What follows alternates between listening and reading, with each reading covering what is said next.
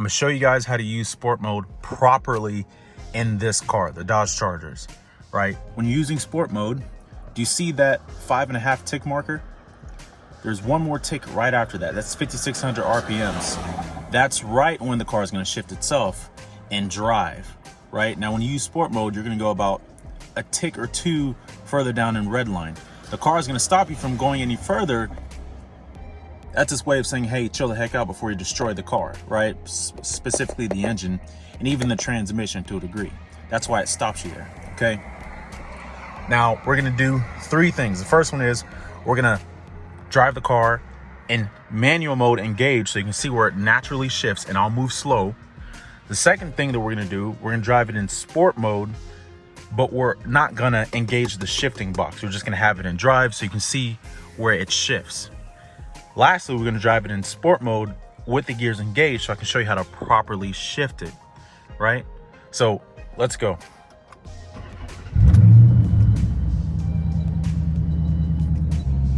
All right, so we're gonna go just in drive, right? And I'll have the sport, not the sport mode, but manual mode engaged, okay? Now pay attention to where it shifts. Let's go.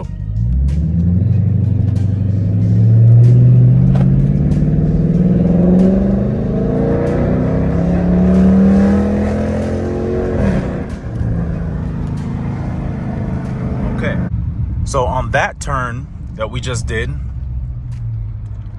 it shifted right at the 5.5 marker.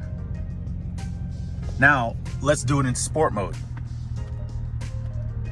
But instead of having the gears engaged, as you can see, it says gear 1, we're not gonna do that. We're gonna have it in drive. What happens is when you just put it in sport mode and drive, a lot of people think, oh, you know, I turn it to sport mode, I just gotta hit the gas and it just goes faster. Incorrect. When you have it in sport mode, your gears will actually shift a bit sooner when you engage sport mode, but don't engage the gears with it. It does that because it's anticipating on you, the driver, actually shifting the gearbox.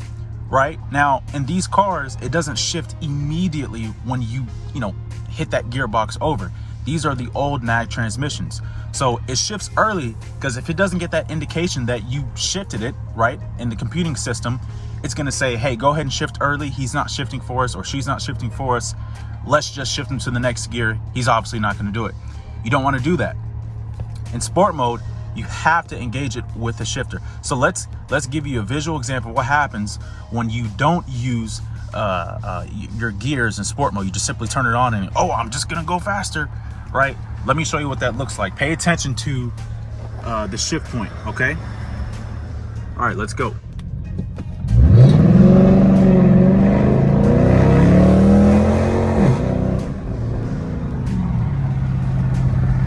All right, so on that pull, as you saw, we shifted pretty effing early. All right, how early did we shift? Because the camera did shake a little bit. We didn't shift at the 5.5 marker.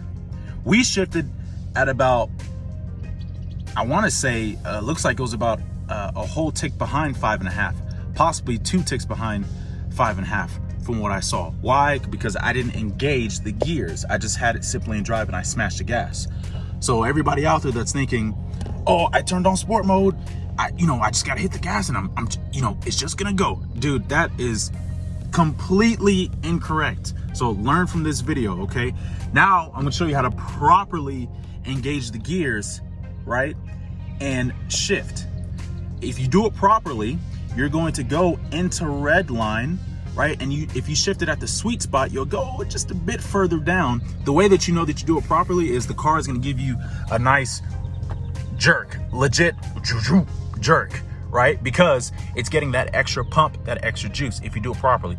If you don't do it properly, you're going to get a smoother shift, but you're not going to feel that, oh my God, the car legit hop forward, right? Now, again, even when you do this properly, does that mean, oh man, that's like minus half a second on my 0 to 60? No, don't be a dumbass. You know what I mean? Jesus Christ. Especially if your car's stock. All right, so let's go. I'm gonna engage in the first gear. I'm gonna show you how to properly do it. So let's zoom in and try to pay attention to my shift points, all right?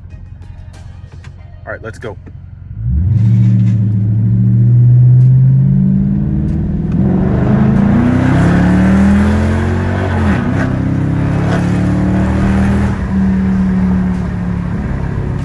I don't think that was the best pull. Nevertheless, let's do it again, all right? All right, so pay attention to my shift point. Guys, this is pretty hard. So, all right, let's get it.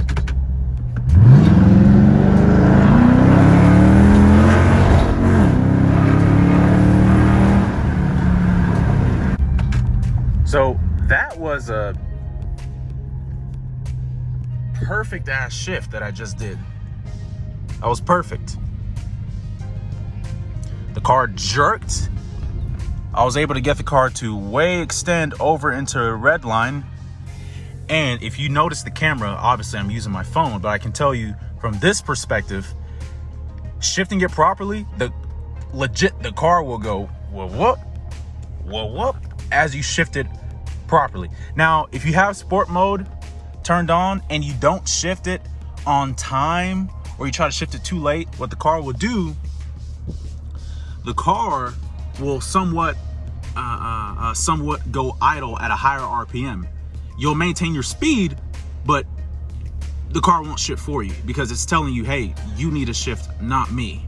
If you extend it all the way through and don't shift it properly. Let me give you an example of that, okay? This road is bumpy as heck, but let me show you nonetheless, all right? That's what happens when you don't shift it properly, or don't shift it at all, I should say. Watch.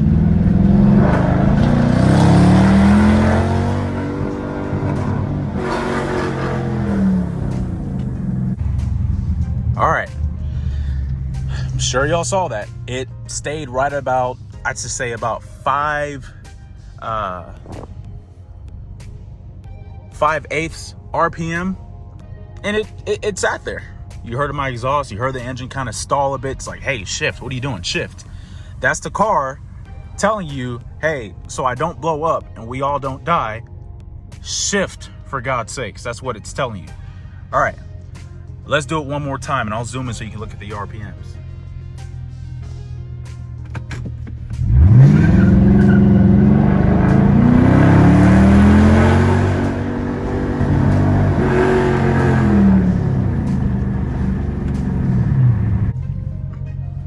All right, so as you saw, what happened? Stopped at right about 5/8, and it crept a little further down because I really was pushing. I was holding it for a long time without shifting. Obviously, you don't want to do that. The car is still not putting any more power through the transmission, but at the same time, you don't want to hold it forever because don't be a dumbass, you know what I mean? So that's what happens when you don't shift it, when you have sport mode engaged. It'll stop you from destroying the car. All right, I'm gonna try to shift from first and into second, but I need more ground. All right, let's get it now. All right, pay attention to the RPMs. Let's see if we can get into second gear. I'll try to do 2 perfect shifts. All right, let's go.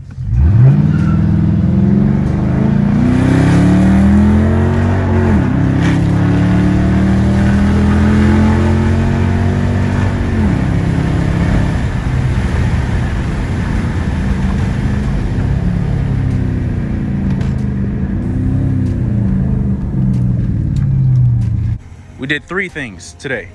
We had the car in drive, right, to see where it naturally shifts on its own, which is at 5,600 RPMs by itself. Whether if you're in drive or if you're in manual mode without engaging sport mode, 5,600 RPMs. In sport mode, if you don't use the gearbox, right, you just turn sport mode on. Oh, I'm gonna go fast. Oh, just turn it on. If you don't engage the gears in sport mode, then it shifts at about 5,600 RPMs earlier because it's anticipating what? The driver to engage the gearbox to say, hey, okay, transmission, go a couple ticks further. We just got the signal message. You know, it has to transmit from the box to the PCM and TCM, and then it has to go to the transmission. That all takes time in these older cars. You do that properly, you can shift it well into 5,800 RPMs. And lastly, we engage sport mode and see what happens while the shifter is engaged if I don't shift it at all and I just keep my foot planted on the gas. And what happened? We just stalled around 5,800 to about sometimes even close to 5,900 RPMs. The car stalled itself, so you won't blow the car up. All right. So again, if you have sport mode on just by itself, you're not going faster, you're actually going slower because it shifts earlier. Just pay attention to your RPMs and pay attention to competent people that know what the heck they're talking about. All right, so try it in your car. It works on these models plus the newer ones. Same principle. All right, that's all.